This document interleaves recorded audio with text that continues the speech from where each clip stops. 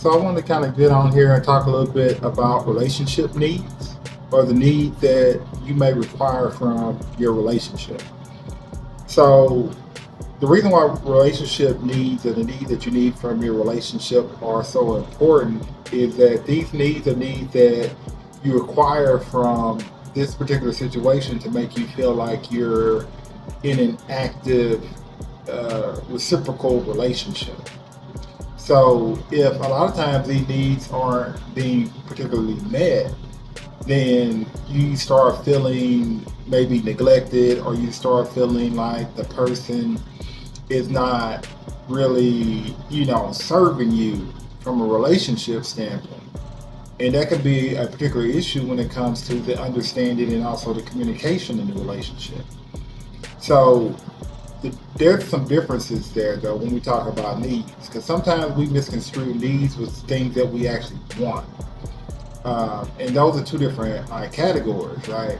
So needs are things that would definitely kind of keep you locked in, keep you engaged in that particular relationship, because those things are fundamental, they're foundational type things. A lot of those things are, there may be like, you may be big on communication, you may be big on physical intimacy, you may be big on quality time, you may be big on public displays of affection, PDA.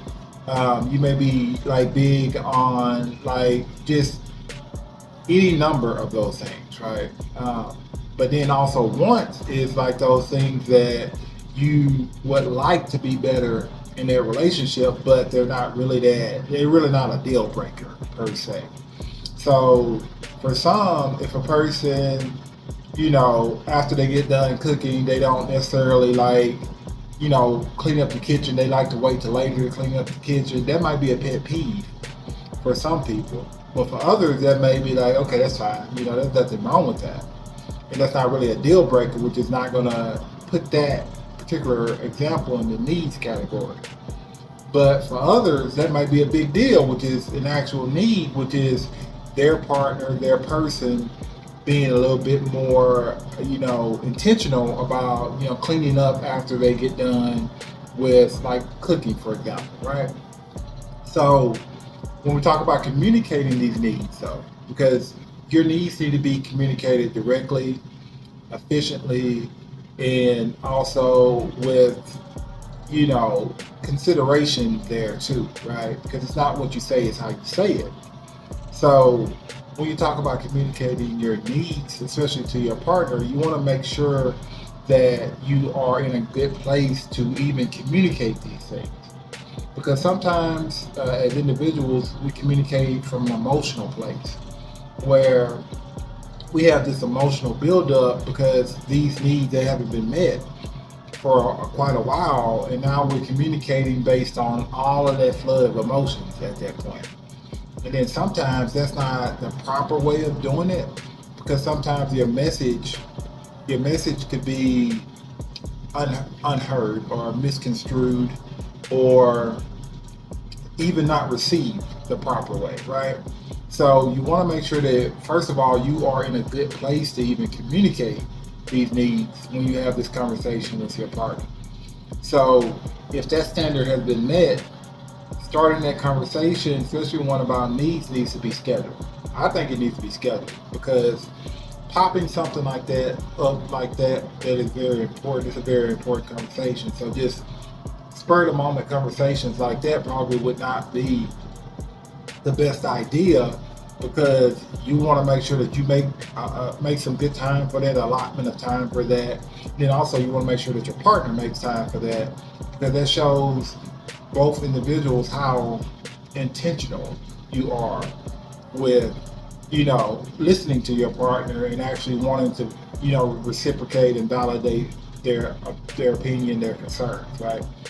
So scheduling it is that's a definitely a good tip, right? And lastly, you want to make sure that you are communicating everything that you need to communicate in that conversation to your partner, and making sure that your feelings, your thoughts, your views, you're not minimizing them, right? Like you're not looking at it as like, I feel this way, but it's not a big deal. it is a big deal, right? Like everything that you're feeling is a big deal, especially from a relationship standpoint, because these are your feelings, these are your thoughts, these are your views, and they should be heard by your partner because essentially that's what you're in a relationship for, is the reciprocation, the two-way communication, the being supported, the being validated by that person that you're with. That's essentially why these relationships are so important, right? So making sure that you are communicating directly your feelings, your emotions to your partner is going to be critical to how that conversation actually goes. Now, as the receiver, which is the partner, on the other hand, being in a place where you can receive the information is also going to be critically important because, again, it's not what you say, it's how you say it. And you don't want to receive the information, get defensive about it, shut the other person down about it, be judgmental about their feelings, or even try to change the way that they feel. You don't want to do any number of those things because those things won't lead to a positive conclusion to that conversation. Most times that leads to an argument when you try to do any of those things.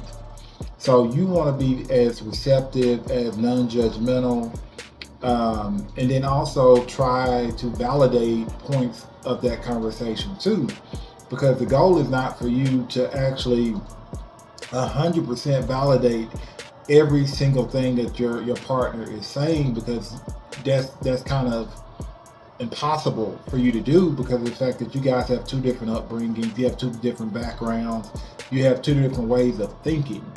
Now, the goal here is to take everything that's being said, take the pieces out of that conversation, that complete conversation that